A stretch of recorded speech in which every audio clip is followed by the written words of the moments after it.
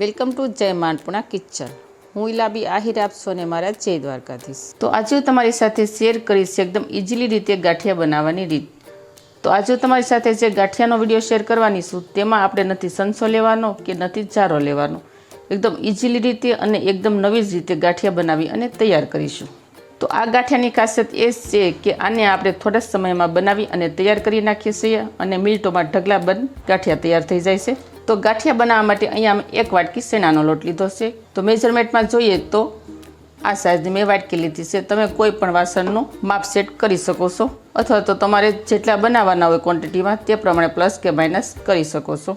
તો સૌથી પહેલાં આપણે લોટને સાણી વડે સાળી નાખીશું. તમે લોટની કોઈ પણ રેસીપી બનાવો તેને સાળવો જરૂરી છે જેથી ગોળી ન રહે લોટમાં. આ રીતે આપણે સાળી નાખીશું લોટને. તો વિડીયો શરૂ કરતાં પહેલાં મારી તમને નિવેદન છે કે હજી સુધી તમે મારી ચેનલને સબસ્ક્રાઈબ ન કરી તો પ્લીઝ જય માંડપુણા કિચનને સબસ્ક્રાઈબ કરી દેજો. વિડીયોને એક લાઈક જરૂર કરજો. અને જો આપણે લોટને સાળ્યા વગરના ગાંઠિયા બનાવીશું ને તો ગાંઠિયાનું રિઝલ્ટ સારું નહીં આવે અને એકદમ સરસ લીચા ગાંઠિયા નહીં બને. લોટમાં થોડુંક ગોળી ગોળી જેવું રહેશે. એટલે ખાસ ધ્યાન એ રાખવાનું કે લોટને આપણે સાળીને જ આપણે ગાંઠિયામાં યુઝ કરવાનો. તો અહીંયા આપણે સરસ રીતે લોટને સાળી નાખ્યો છે. આપણે થોડા મસાલા એડ કરી દઈશું. તો તેના માટે આપણે સૌથી પહેલાં લઈ લઈશું સ્વાદ અનુસાર મીઠું.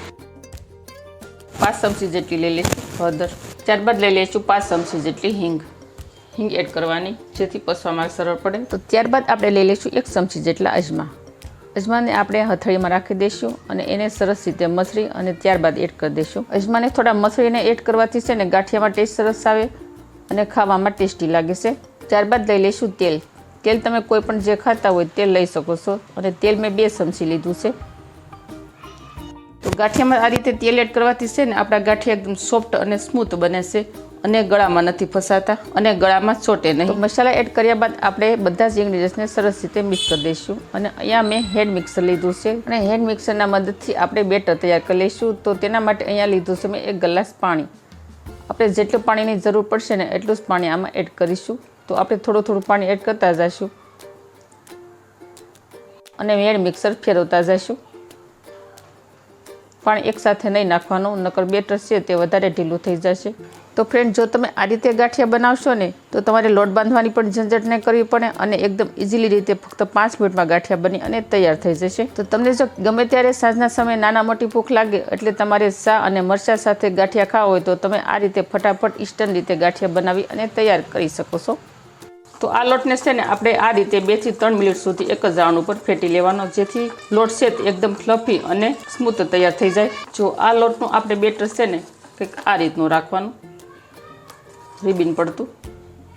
તો જો અહીંયા આપણે ગાંઠિયા બનાવવા માટેનું આ રીતનું બેટર કરી નાખ્યું છે તૈયાર. તો હવે આ ગાંઠિયાના લોટના બેટરને આપણે રેસ્ટ નથી આપવાનો, ડાયરેક્ટલી આપણે ગાંઠિયા બનાવી અને તૈયાર કરીશું. તો હવે આપણે કોઈ પણ આ રીતનો પાણી પીવાનો ગ્લાસ લઈ લેવાનો. તો ત્યારબાદ મેં અહીંયા લીધી છે પાઇપિંગ બેગ. તો આ પાઇપિંગ બેગ છે ને તમને કોઈ પણ કેકની શોપ ઉપર મળી જશે. તો તમારી પાસે જો આ રીતની પાઇપિંગ બેગ ન હોય ને તો તમે પ્લાસ્ટિકની કોઈ પણ કોથળી પણ લઈ શકો છો. હવે આપણે આ પાઇપિંગ બેગને આપણે ગ્લાસમાં રાખી દઈશું. આ રીતે આપણે એને થોડી વાળી દઈશું. તો આ પાઇપિંગ બેગને છે ને આ રીતની આપણે ગ્લાસમાં રાખી દેવાની. આ રીતે આપણે ખાડા જેવું પાડી દેવાનું અને આની અંદર આપણે જે ગાંઠિયા માટેનું બેટર તૈયાર કર્યું હતું તે આપણે આમાં એડ કરી દેવાનું. હવે આપણે તેને આ રીતે ગ્લાસમાંથી બહાર કાઢી લેવાનું.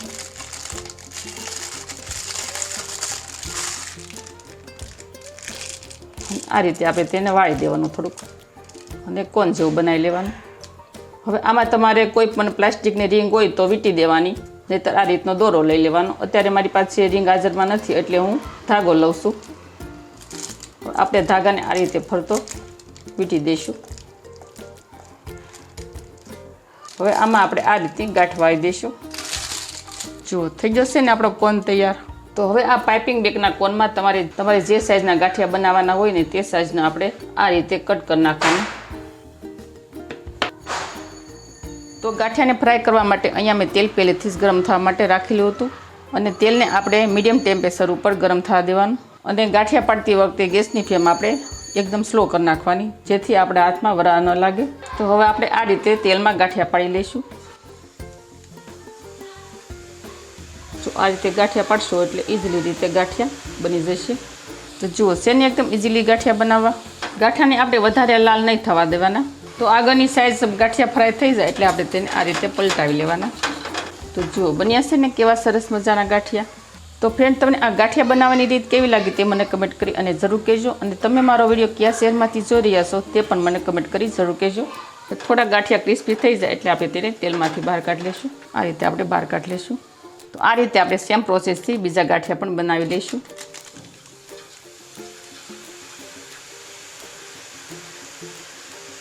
તો અહીંયા આપણા એકદમ ઇન્સ્ટન્ટ રીતે પરફેક્ટલી ગાંઠિયા બની અને થઈ જશે તૈયાર. તો તમે પણ આ રીતે ગાંઠિયા જરૂર બનાવજો. બહુ સરસ છે, એકદમ ક્રિસ્પી અને સોફ્ટ ગાંઠિયા બની અને તૈયાર થશે. અને તમે આ રીતે ગાંઠિયા બનાવી અને અઠવાડિયા સુધી કોઈ પણ કાચના કન્ટેનરમાં ભરી અને રાખી શકો છો. તો મારી આવી જ નવી રેસીપીઓ શીખવા માટે જય મા અન્નપૂર્ણા કિચન સબસ્ક્રાઈબ કરી દેજો. વિડીયોને એક લાઈક જરૂર કરજો અને ફ્રેન્ડ અને ફેમિલીમાં વધુને વધુ શેર કરજો. આવજો, ફરી મળીશું આવી જ નવી રેસીપીઓ સાથે. ત્યાં સુધી થેન્ક યુ. જય દ્વારકાધીશ, જય સિયારામ, ધન્યવાદ.